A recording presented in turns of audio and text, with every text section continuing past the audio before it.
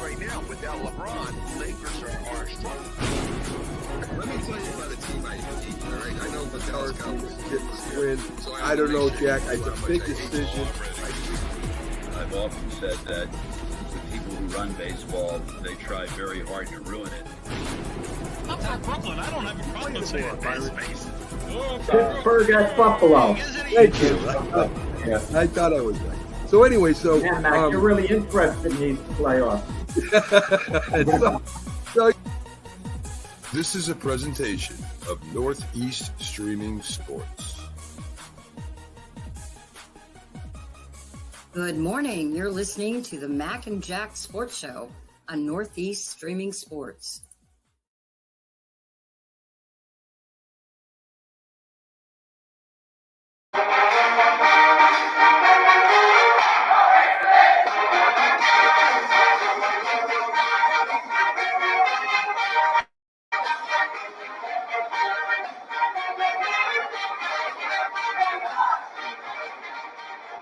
Well, we made it through the weekend, and it's Monday, and welcome to the National Streaming Sports Network, Roku, YouTube, and the other sites that we're on right now. I'm your host, Mac, with your co-host, Jack, on the Mac and Jack Sports Show. How you doing, everyone out there? Jack, I guess you're ready to rock here as we'll get into, a bunch of sports that we can go over. I mean, again, with the NBA Finals out of the way, and we have the NHL playoffs coming up tonight.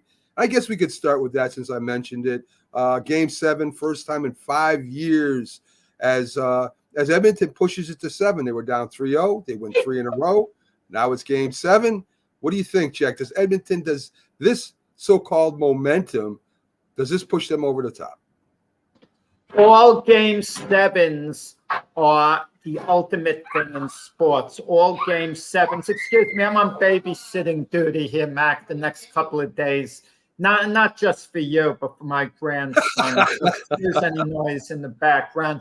We're transparent with our viewers, Mac. We're upfront, and they can relate because a lot of them have been in this situation, the situation I'm in, you've been in before. But there's nothing like a Game 7, but there's no drama that's bigger than when a team was down 3-0 and they tie it 3-up. That is the biggest possible drama in a Game 7 because the team that loses, I mean, it hurts a little more. If you're down 3-0 and you come back and you take it to 7 games, it's easy to say, well, good try. We got up off the mat. We gave it all it had. We can walk away with our heads held high. We didn't get swept. But you had a chance to make history, and you didn't quite make history at the end of the day. It's very noble. You came down from 3-0. Like a couple of years ago, the Celtics did with the Miami Heat. But ultimately, the Miami Heat won the series. So no one really remembers what the Celtics did in a heroic sense. But if you do come back and complete the sweep from being down 3-0, your team becomes historical to a sense, because whenever a team is down 3-0, we see it flashed by the commentators. All teams in history in the playoffs who came back and won from a 3-0 deficit. But it haunts you. If you're up 3-0 and you blow the series, you blow the Stanley Cup. You're not just blowing a playoff series. You blow the Stanley Cup. You're this close to winning the cup. And in their own head, I don't care what the Florida Panther players say. I don't care at all. They'd be lying to you, Mac. In their head, they had the Stanley Cup won. They just had to steal the envelope. If the check was in the envelope, Mac, it was in the envelope, and all they had to do was seal it, and that was it. And their work was done outside of just dropping it in the post office box. But they never quite sealed the envelope, and the check fell out of the envelope at the end. Imagine that and got lost or whatever. But this is the ultimate game, Mac. I'm going to be watching this game from beginning to end. I'm not the biggest hockey fan, but I'm watching this game from beginning to end. As soon as our show tonight on this network, Glove Fist, 7 p.m. Eastern Time, is finished at 8 p.m. Eastern Time, I'm going right to the start of the hockey game. I mean, I can't wait. I'm not even a hockey fan, and I'm excited for this Game 7. I think all the pressure is on Florida, right? I mean, they're going to be playing it tight, I think, especially in the beginning, Jack. If Edmonton jumps out quick, they're really going to tighten up and maybe loses the game just because of that tension. The Florida defense hasn't been playing well at all. Edmonton's been scoring a lot of goals on them. And Florida needs to keep that score down. That's how they win. They win 2-1, 3-2, 3-1. That's how these guys win. If Edmonton gets over 3 goals, it's over, I think, Jack. And I'll tell you right now, historically, it would be great for Edmonton, and historically, it would be bad for Florida. So, I mean, we got 2 historical things happening here. Well, also, I'm going to tell you, in games like this, I look to see, is there any super player who could rise to the occasion? And it's Connor McDavid of the Edmonton Oilers. That's why I'm picking them to win tonight and complete the comeback. Do I think Florida has the better team? Of course. But the last couple of games, Edmonton has dominated. And this kind of reminds me a little of the 1971 World Series. It wasn't quite the same comeback. The Baltimore Orioles were up 3-1 against the Pittsburgh Pirates, but the Pittsburgh Pirates had Roberto Clemente. I shouldn't say up. They were up 2-0. I'm sorry. But the Pirates had Clemente, that super player who just wouldn't let them lose. And they came back and beat a superior Baltimore Oriole team who was the defending World Series champions in 7 games. I mean, sometimes you have a super player who just won't let his team lose. And I get that feeling that's going to be the case with Edmonton tonight, that Connor McDavid is just not going to let them lose. Florida Panthers, they have to be uptight. They're on their home ice. Logic tells you they're going home, relax, take it easy, but they've got to be tight to no end. Think of a team that blew a 3-0 lead to 2004 New York Yankees, who blew a 3-0 lead to the Boston Red Sox, who'd be gone to the World Series. Mac, I'm not just saying this now. I really mean this. I couldn't understand when the Yankees got off to a 3-0 lead in the series. It made no sense to me. I thought the Red Sox were going to finally break through. And when the Yankees were up 3-0, I remember thinking, I can't believe it. The Yankees are going to the World Series again. We're actually beating the Red Sox. As soon as the Red Sox won one game, it was 3-1. I really thought the Red Sox were going to come back. I really did. Now it's 3-2, and they're interviewing Mariano Rivera. He says, no, we have it under control. We're going back to Yankee Stadium. And that's maybe the way the Panthers are talking. No, we're going on our home ice. We'll be fine. We got our fans. We got this. We got that. They've got to be so tight and rattled, the Florida Panthers. I mean, they're talking about a disallowed goal. They lost by 4 goals. So who cares whether the goal was allowed? Oh, it could have made a difference. Yeah, they would have lost 5-2 instead of 5-1. I agree. So I don't want to hear why, it's like they're trying to pull every little thing that, the official may have hurt us a little bit. Get off it, guys. Get off it. I mean, this is gut check time, Mac. Yep. This is gut check time. It's just not about execution. I think about the Panthers. It's more than that. I think it's about confidence. You get the feeling that confidence is rattled.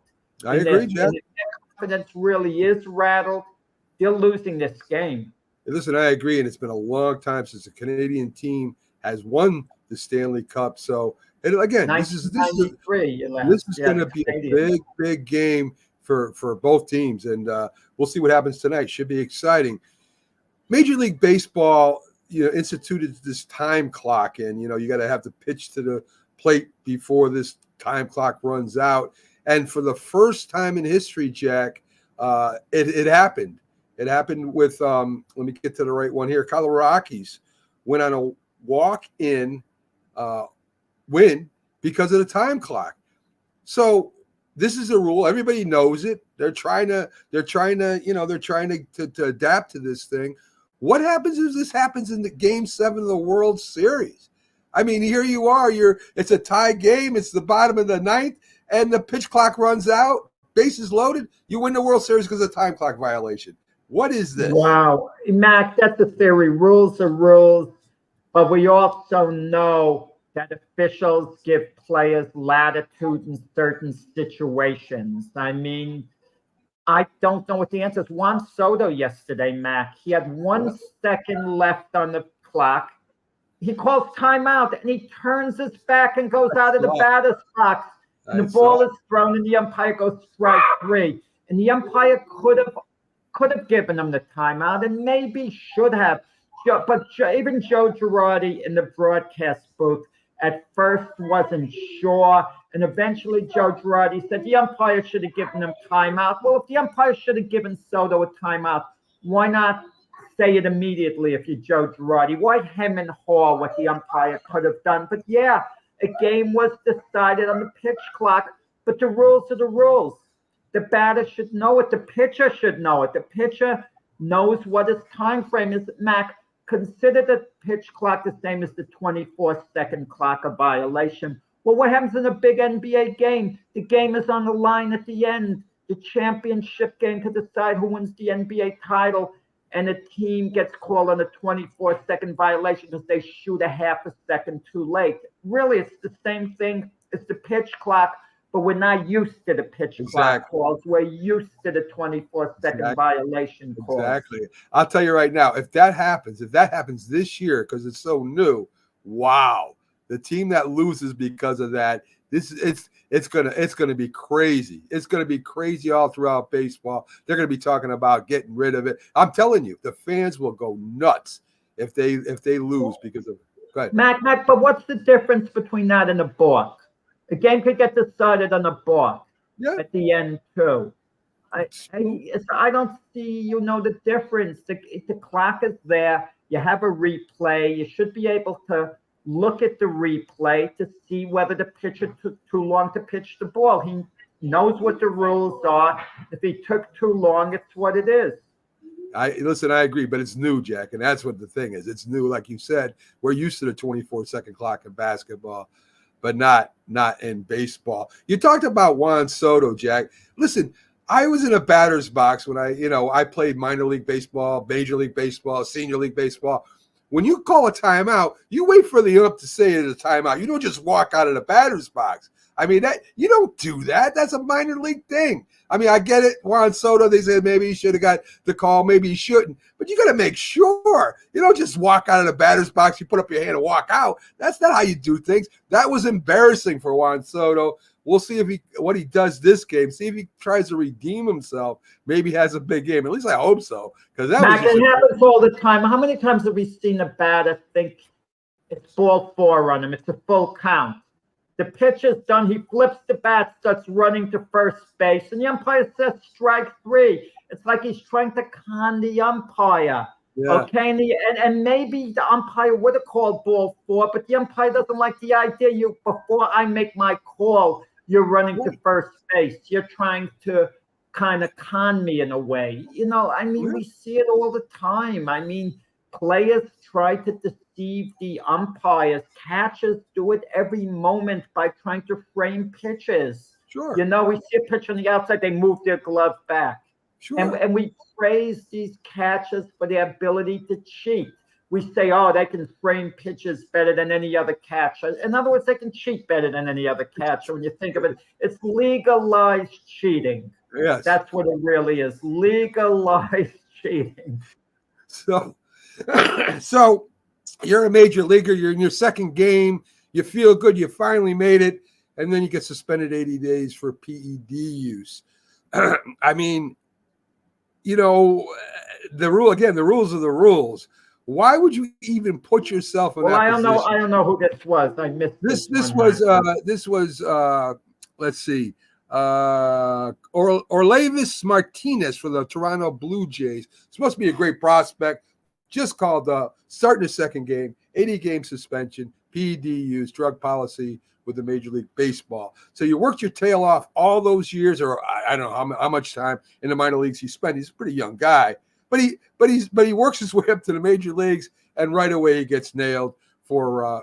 Well, if it wasn't for the PEDs, maybe he wouldn't have made the major leagues. Maybe that helped, him get up there. So What could I tell you? 80 games. That's got to be an embarrassment. There you That's go. got to be an embarrassment. Yeah. Yes. So let's see. Armin Rosario gets 2 stitches after being hit by a 100-mile-an-hour pitch in the face, Jack. In softball, they wear these face guards, and it's fast pitch softball, of course, I'm talking about. They have like a half a face mask that they wear.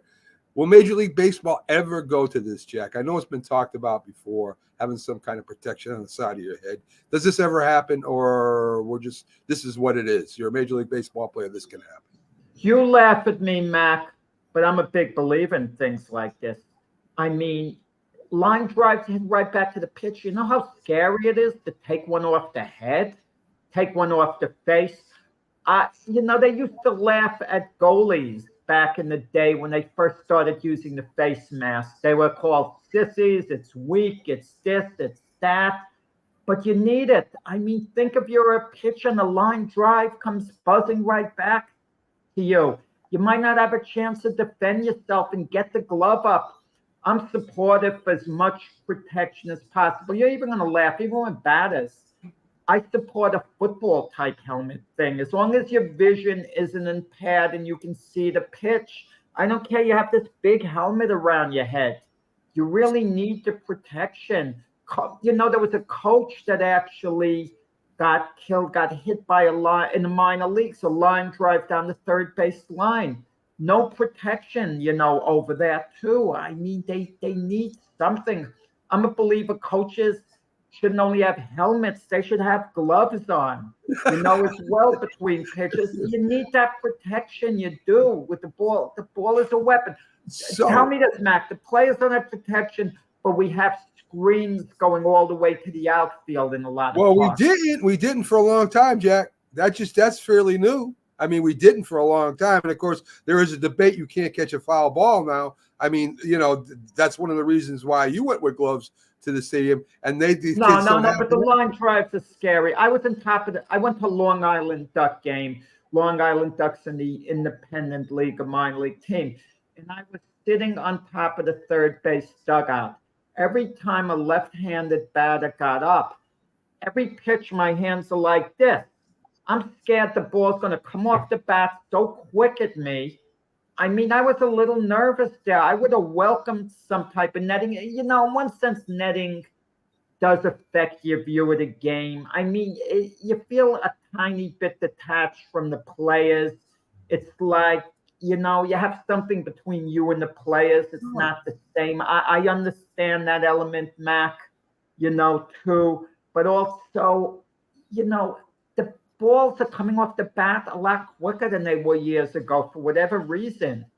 It's true. Or maybe it's my imagination. Jack, it's true. When I went to the Red Sox Yankee game, I tell you about the day I first saw Roy White play, that we were right behind the Yankee dugout on the third base side, and that ball got pulled over the dugout. We all ducked because we saw it coming. We weren't smart enough to put our hand up, but the woman behind us got a black eye after she got hit in the face with the ball. So, I mean, it does happen. She got a baseball signed by the team and blah, blah, blah. But it does happen. But again, you knew going to the games this was possible. So you're talking about protection, Jack. How about boxers then? Should they be wearing helmets? Should they be wearing a head guard? That's a big debate. People in the business don't want it because they think it's going to take away from things, and then there's a school of thought, well, the headgear doesn't make a difference. It doesn't make it safer for the boxer. And then we hear this too. Well, the headgear is even going to make it worse because the boxer is going to be less concerned with getting hit because he's going to have a headgear that could absorb blows. So he's going to concentrate less on defense. The bottom line is this. Boxers wear headgear virtually all the time in sparring. So if it doesn't help from a safety viewpoint, why wear it in sparring? And I hear, it only helps against getting cut. I don't want to hear that anymore. I mean, the headgear, I'm a big believer in it, but it's not even close to being passed. Okay, and I can understand that. So he got two stitches. Diaz, the reliever for the Mets, gets kicked out of the game for sticky fingers. He says it's rosin and sweat The umpire said, I've seen hundreds of these things. That wasn't rosin and sweat. Diaz has been having a lot of problems with control, problems saving games. Does he put that little ticky-tack stuff on his fingers to control? I believe he did. I believe he's searching for an answer, and that was one of his answers. Yeah, it should be a lesson to us, the Diaz signing, with the Mets signing for something like $102 million for 5 years, something in that ballpark. I'm extremely close if I haven't nailed it exactly what his contract was. And at the time, it seemed like a good signing. They had their closer the next 5 years. He was coming off a great year. Diaz was outstanding with Seattle for a year, but then he was a little off. He came to the Mets. He was so not that good, and then he was outstanding. He's had like a checkered career. He's either been great or bad. And last year, after signing the big contract, he got injured. Not his fault. He got injured, had to miss the year. Very unfortunate. He came back this year. He's been awful. He's in the second year of a 5-year deal, meaning the Mets have to pay him for 3 years after this one. And I don't want to hear, get rid of him and swallow the contract. That's not the way it works. Mac, if you own a company and you're paying one of your employees top dollar, and he's not really performing well up to standards, even though he's trying, he's just not getting it done. You don't just get rid of him, send him home. You don't have to work anymore. I'll just pay you. You get out of him what you can. You keep searching for answers. And another company's not going to take you off his hands. And they'll say, Mac, if you pay 80% of his salary, 90% of his salary, I'll pay the other 10, 20%. You're not just going to get rid of him and pay all that money. And yeah, I believe the umpire, only because of circumstantial evidence. Diaz has been so terrible this year that I have to believe, perhaps he's searching for something. But we'll see. He'll have his day to try to vindicate himself if he wants to feel it. I agree. There's going to be some kind of suspension in there for sure. And if he appeals it, whatever. A real quick note, we talk about the Dodgers and they don't have the best record in the league. They've been knocked out of the playoffs. And I didn't realize this. Do you realize they spent $1 billion in free agency last year? $1 billion. Most of that going to, of course, Ohtani. But man, that's a lot of money, Jack. The closest other team was $200 million. So, if the Dodgers don't go to a World Series and win it in the next couple of years, that's a failure in my book. Well, this might indirectly help the Yankees, Matt, because Juan Soto's becoming a free agent. And the teams that pose the biggest threat to sign him, I would think, would be the Dodgers and the Mets are the X factor with Steve Cohen, of course. The Dodgers reportedly don't have the money now. But for what they'd have to pay Juan Soto, for them to blow the Yankees away, what they pay in luxury tax, it would be crazy.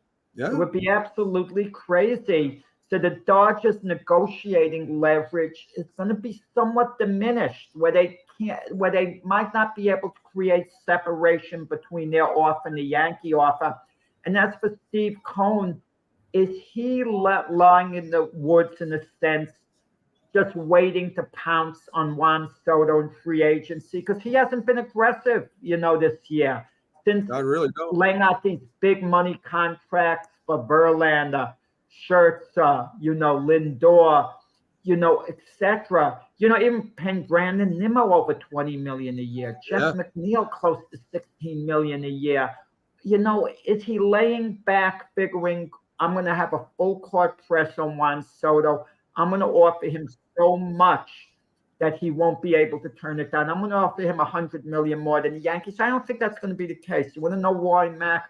Because I think Steve Cohen, believe it or not, has shown an ability to have restraint. When he bought the Mets, I thought all along he would blow away all the competition to the Wilpons in his offer to the Mets. He didn't go crazy in buying the team, even though he had the money. I thought to myself, if I have $16 billion, Mac, and I love baseball and I want a team that bad, I'll pay an extra $1 billion over anyone else just to get the team. But Yeah. Steve Cohen's a businessman. You have restraint. So I don't think the Juan Soto market, it's going to be interesting what it's going to be. As far as the Giants, Soto's been linked to the Giants, but consider this, Mac. The Giants bid on Aaron Judge against the Yankees. They were the Yankees' prime competition, and the Giants did not blow Judge away with an offer. Their offer essentially was about the same as the Yankee offer, and Judge is a homegrown product in San Francisco. Yeah, He was a hometown boy, so they could have maybe blown the Yankees away with this crazy offer, and Judge might have taken it because he would be coming home in a sense to San Francisco. But it didn't happen. That's a good point. So we'll see what happens with Soto, and hopefully he waits for the umpire to say timeout before he steps out of the box again. I will say this about Soto. He doesn't go ballistic. He complained to the umpire, but he didn't do it where he was gone crazy. Aaron Boone came out of the dugout and kind of was caught in the middle because Aaron Boone, you got the feeling, felt the umpire was correct, perhaps. So he can't complain. You know, like you said, Mac, you don't just turn your back like that until you hear the timeout. Exactly. And when Soto was in the outfield, you could see him mumbling to himself like, oh, man, oh, wow. You know, but I like Soto's attitude. Soto seems to be a good guy. He seems to be a good guy. He seems to be a good teammate.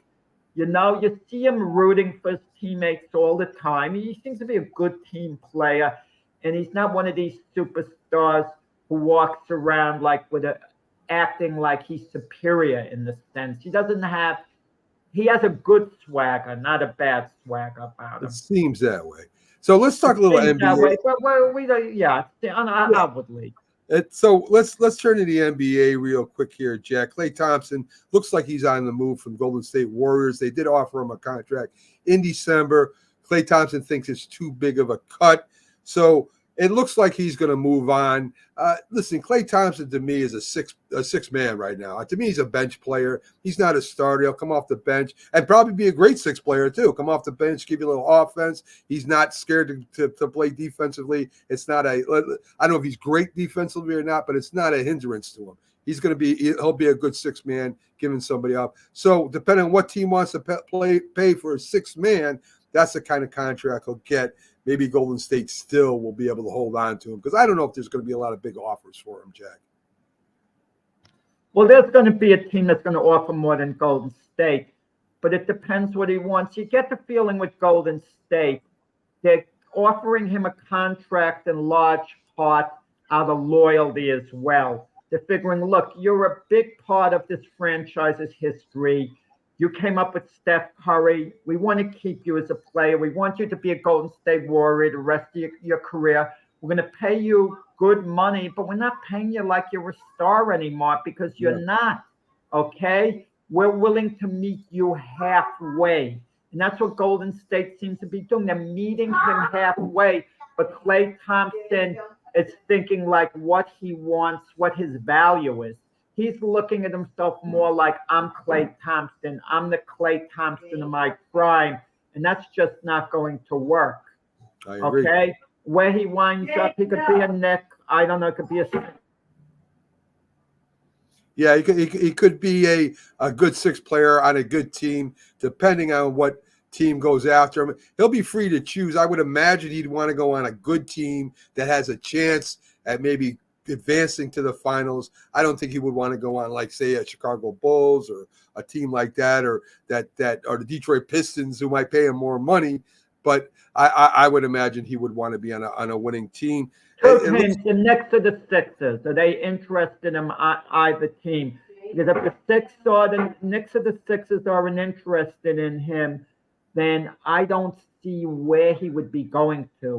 With the Lakers possibly show a little interest, I don't know. Maybe I don't see where the market is if it's not the Knicks or the Sixers. And they're not going to pay him superstar money. Maybe an OKC, Jack, a young team that would need a veteran who's won some championships. You don't think they would use somebody like him on the team as a six man? No, I don't see it. I just don't see it. And he might wind up back with Golden State when all is said and done. Possibility.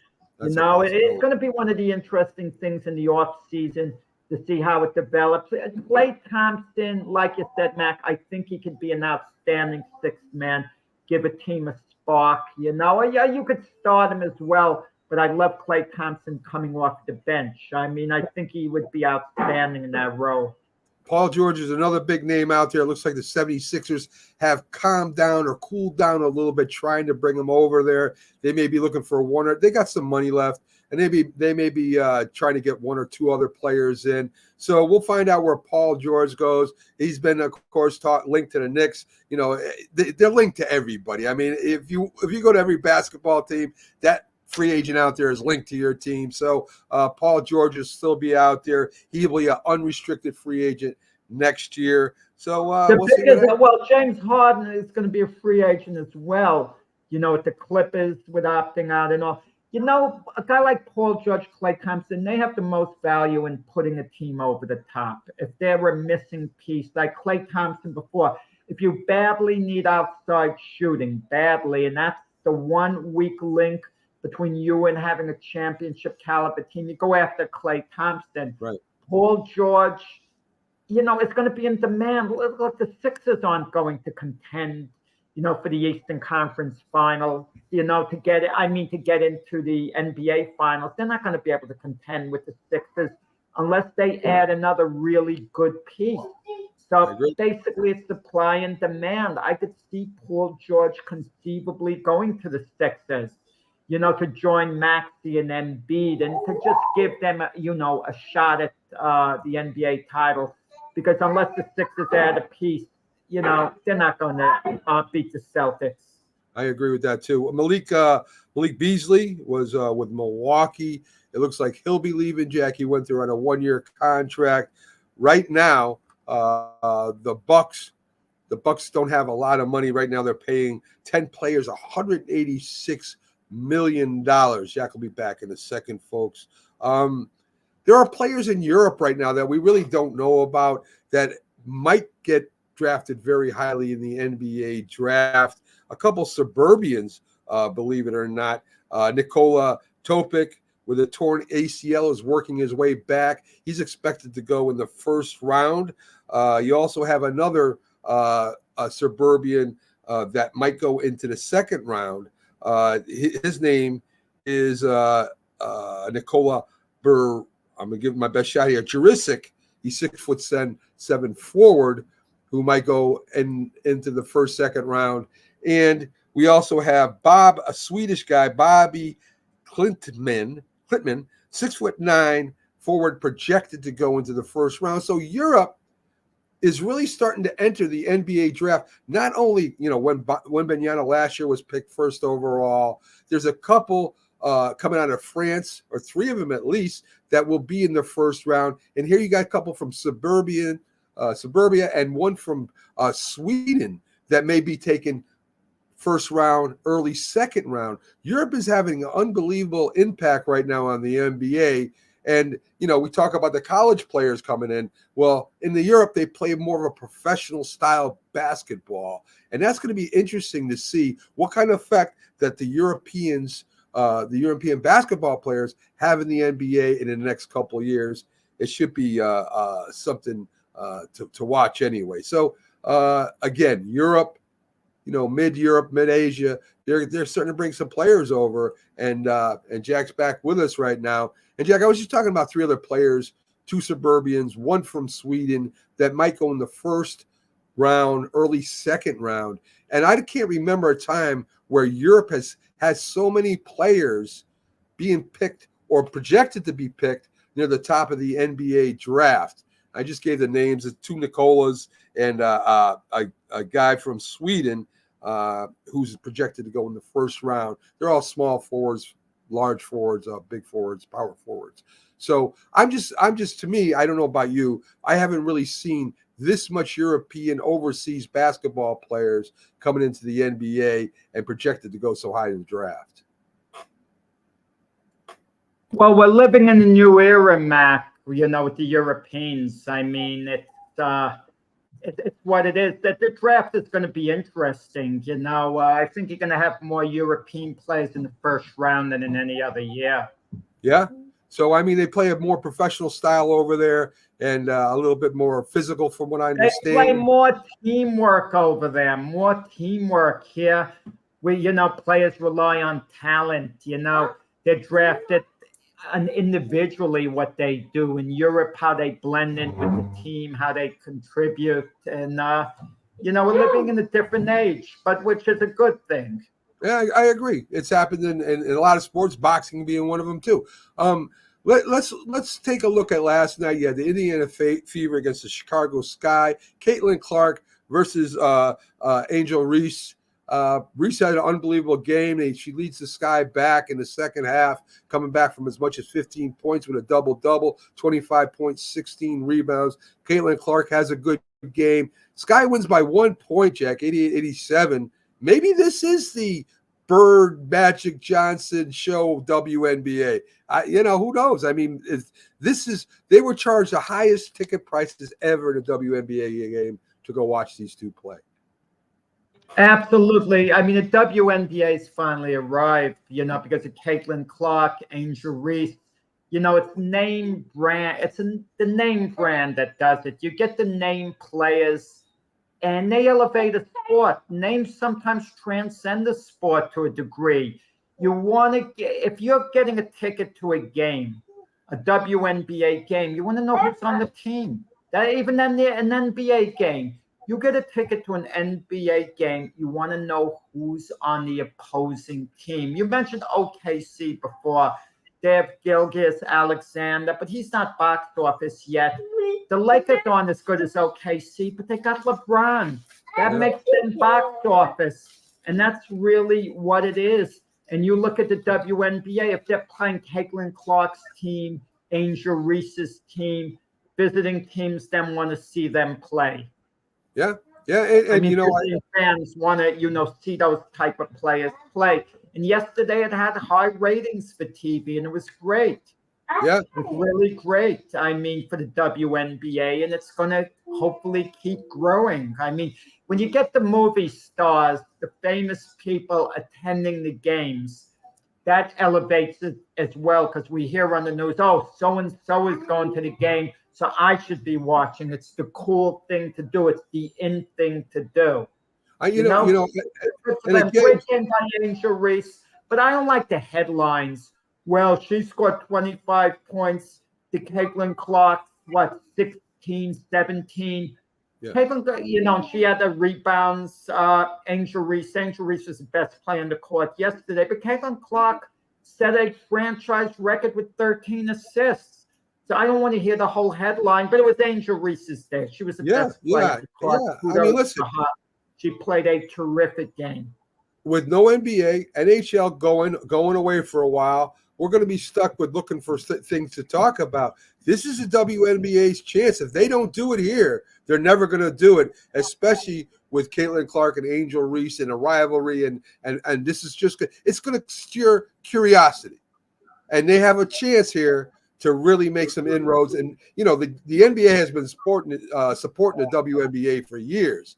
Here's a chance for the WNBA to take control of their own league financially as well as with views. So, hey, good luck to them. I got nothing to go get them. Yeah, the difference in philosophy, whether you put them on the Olympic team, you could put Caitlin Clark and Angel Reese on the Olympic team. It'll do wonders for women's basketball with the ratings. But again, the argument, should they earn it, this and that? But the WNBA has had rookies on their team before, so on the Olympic team in the past. So I don't really hear about, you can't have a rookie on it or whatever. Let's say that NBA back in the day, you were allowed to put NBA players on the Olympic team when Magic and Bird were making their debut. When you get guys who are box office like that, who can also play really well. Right. I mean, you want to leave them off. Would you rather have lower TV ratings? I mean, but they're making a decision. I don't care. I don't know when am I going to be watching the women's Olympic basketball team, because quite frankly, I'm not as interested as I would be if Caitlin Clark and Angel Reese wanted to teammates. Imagine that, them on the court at the same time. I'm much more interested in watching the game. If I know that it's 3 o'clock in the afternoon, I say, oh, I got to watch the game later. Without them on the team, I'm just not as interested. It's what it is, Mac. But then you could argue, well, you really should earn so-and-so. But it's not always that way. Even in sports, players get paid sometimes more money because they have a certain value. Like, let's say a free agent in sports. A player might get paid more money than someone who's helped a team already because of supply and demand. I mean, that's what really sports is in a large degree, supply and demand. But whatever the decision is, it's basically made. And, if an injury takes place, this is interesting, and you have a choice to put Caitlin Clark or Angel Reese on the Olympic team, who do you put on? If they're going to put one of them on. To me, it would still be Caitlin Clark because she's a bigger draw. More people want to see her play. And I don't want to hear about this stuff like, oh, that's white privilege and this and that. Yeah, right. Michael Jordan. Do we want to, if we had a choice between watching Larry Bird and Michael Jordan play, fans in general could get a ticket to the game, more people would want to watch Michael Jordan play because he's the big ticket. Maybe not you, Mac. Maybe not you. It's not even close, Mac. It's not even close. Yeah. I mean, like not even. Was it Keith? What Keith Angle? I think he said it last week. I think it was him. It might have been you, Jack, because I really don't listen to you. But I think it was Keith Angle who said, "Let's be honest. This is the great white hope of basketball, of WNBA basketball." He said, "Let's call it what it is," because the majority of great basketball players are black, and WNBA players are black. So let's call it what it is, controversial or not. The white people seen, and I mean, even Serena Williams came to Caitlin Clark's defense. She had a remark saying, if people are hating on you, it's probably because they can't do what you do. She said that about Caitlin Clark. But, I mean, controversial or not, it might be true. So I don't know. I agree on that. In the case of Serena Williams, if she was white, she would have been much, much bigger than she was. Much bigger, because she's one of the all-time greats. When you compare sport against sport, her status should be legendary, what she's done in the sport. But part of it is personality too, Mac. The great Willie Mays, who just passed away, look at his popularity because he was charismatic. It's true. I mean, it's true. It's true. I think, compared to a Reggie Jackson's, whose personality was a little bit rough. So anyway, let's get into a little NFL news, Jack. There are some teams that have some players that they probably should extend. And Jack has got to disappear real quick for a second. He'll be right back. And I'm going to go through some of them. Some we've already talked about on our show before, the Jordan Loves and the Dak Prescotts. And these are no-brainers. Tua is another one. And not because of their value as much as Jack said, supply and demand, right? I mean, who are you going to get to replace Tua Vailoa? Tua, I call him because it's a lot easier to say. Who do you got to replace him?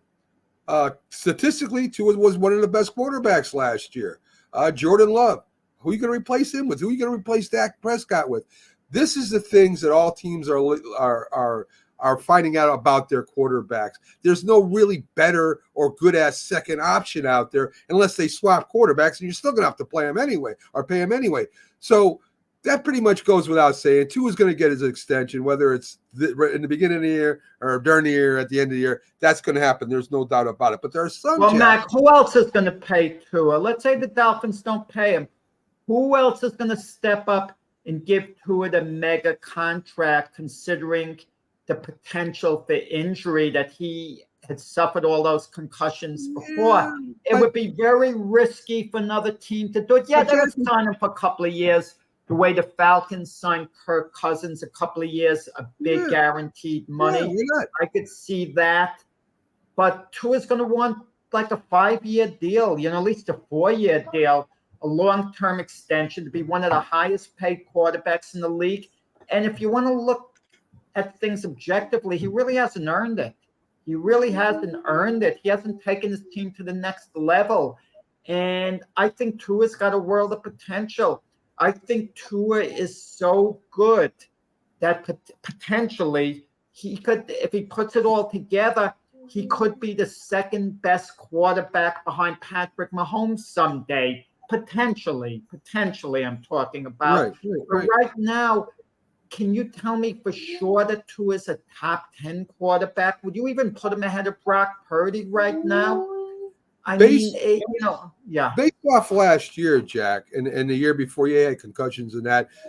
So Brock Purdy got his arm almost broken. I mean, Trevor Lawrence got hurt last year. It's a matter of game. You talk about his history. Really, I don't think he's any worse a risk right now than any other quarterback out there. I mean, any quarterback can get hurt. Kirk Cousins got hurt last year. I mean, anybody can get hurt. I think Tua is a very accurate quarterback, maybe one of the most accurate in the league right now. And if I'm somebody like the New York Giants, or if I didn't get, I would take Tua in a minute. 4 years, I'd sign him. We signed Daniel Jones to 4 years. I'd sign him to a mega contract. I bet the Giants would be a lot better. So if there was a team that's on the outskirts of being a wild card team, let's see. I'm trying to think of another team that would. But Mac, look at the targets that Tua has. I agree with you what you said about the Giants. I would sign him ahead of Daniel Jones at the snap of a finger. Yeah. At the snap of a finger, I would give Tua a big 4-year deal. I would be, I guess, willing to take the chance.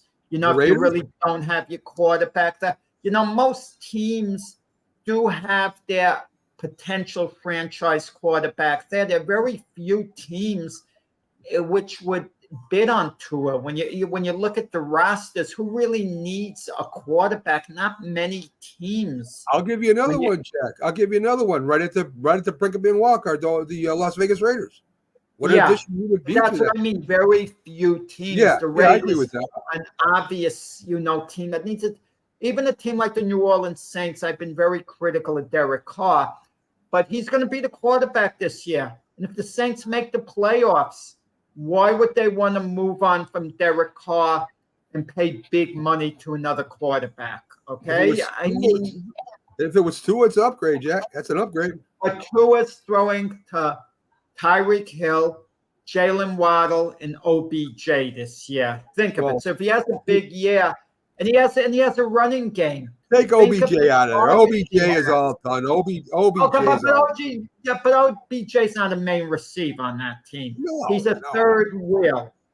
Okay? If Hill and Waddle are really being covered or whatever, and you get OBJ on the field with them, minus a tight end, whatever, OBJ can still help a team. He was hurt last year. But look, he helped the Rams, didn't he, when they won the Super Bowl? Barely. He caught a touchdown. Okay, listen, he's a good reserve guy, OBJ. He's a very good. He is not what he was, Jack. Right? We agree. He's not what he was. He's maybe average. So let's look at the Baltimore Ravens. Tight end Andrews, Jack, has been Lamar Jackson's main weapon pretty much since he's been there. He's coming up on an extension. Do you extend Andrews? I don't know. They won without Mark Andrews last year when he went out and he was injured. They won without him. Okay? And that was Lamar Jackson's main weapon. So who knows? It depends what they got to pay him. I would think I would absolutely want to keep him, but who knows? I mean, with the cap and all, what's he asking for? What can he get elsewhere? What are they willing to pay? Who else do they have to pay to keep the team intact? I mean, you have to take that all into consideration, but you wouldn't want to lose that weapon if you don't have to, Jack, right? If it's reasonable, I would extend them. Joey, who's the lock for next year's Super Bowl? There is no lock, Joey. I mean, there are so many teams in both divisions or conferences that could get to the Super Bowl next year. In the NFC alone, Jack, you got the 49ers, you got the Eagles. You have to throw in the Cowboys whether you want to or not. You got the Detroit Lions. You got the Green Bay Packers. I mean, I think that's the top teams. And and there will always be a team that jumps up there and surprises you. Maybe Seattle has a good year or something. We'll see. And the AFC is wide open. I mean, Kansas City, of course. You made me think, Mac.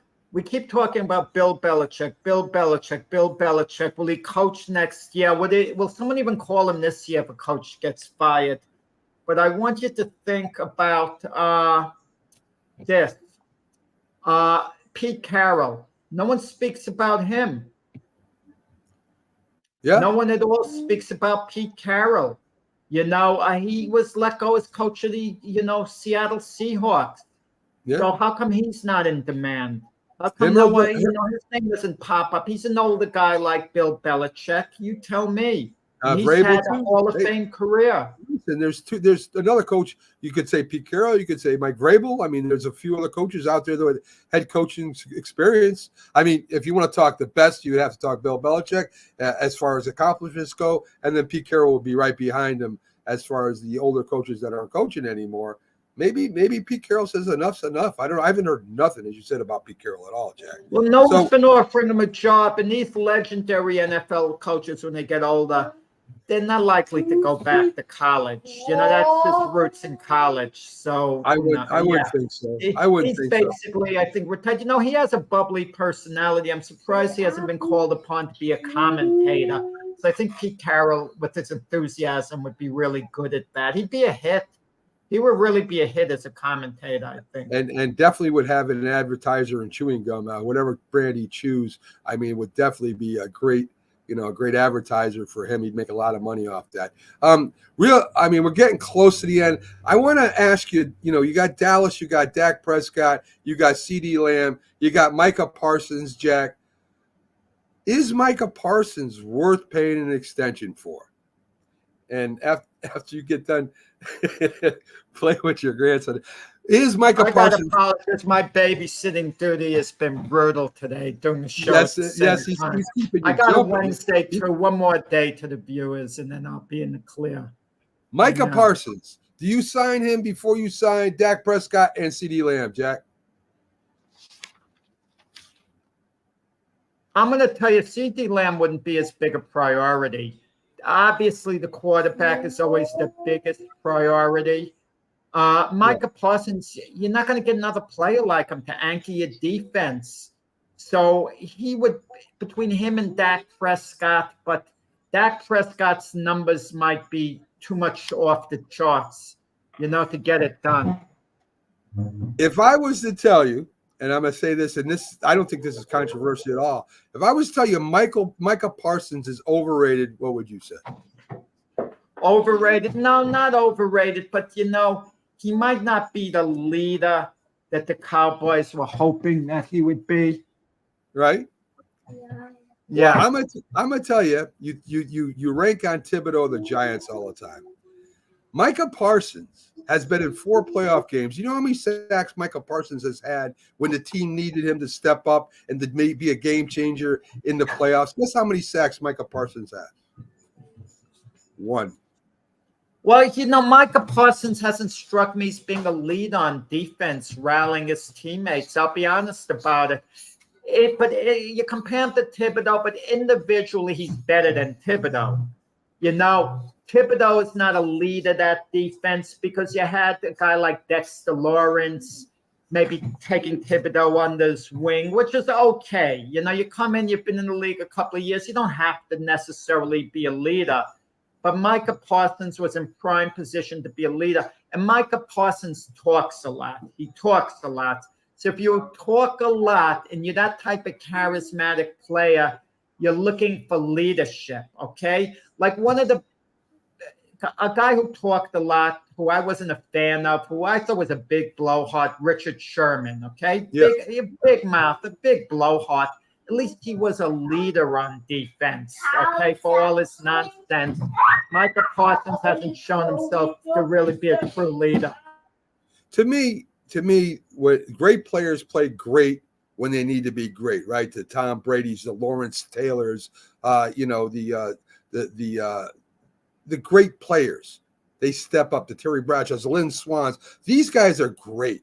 These guys are definitely not overrated. When I see a linebacker who is supposed to be is compared to LT a lot, and I don't know why. And he's not performing well when they need him to perform well. In fact, he makes excuses saying he was tired during the playoff games. That shows me a lot about character. And to me, character, when it comes to greatness, go hand in hand. Right now, Michael Parsons doesn't show me he's, as you said, a leader or that he's great. He's a very good linebacker. I don't know if you can compare him up there with the greatest linebackers of all time. I don't think you can yet. He may never get there, Jack. He's the best defensive player on the Dallas Cowboys right now. And because he plays for the Dallas Cowboys, that's why he gets all this press. And a lot of his talk is nonsense talk. Right? I'm in Japan sumo wrestling. What are you doing, dude? Get back there. Okay. What do the 76ers need to win a championship? Loving the stream. Thank you, Joey. 76ers need to clean house. How's that? No, I'm just kidding, Joey. They don't need to clean house. They need another guy. They need three, right? And Embiid has got to stop being injured all the time, because even with another guy, if Embiid isn't healthy, the 76ers are not going to go to the championship. So Embiid has to get in better shape. He has to work out more. He has to be ready to play when the season starts. And I mean in shape, too. I've seen him. He's not in shape. He's got to get in shape, and he can't get injured. And they need somebody like a Paul George or someone similar to that. There are a few out there that they might be able to get a hold of for them to have a chance to get to the championship.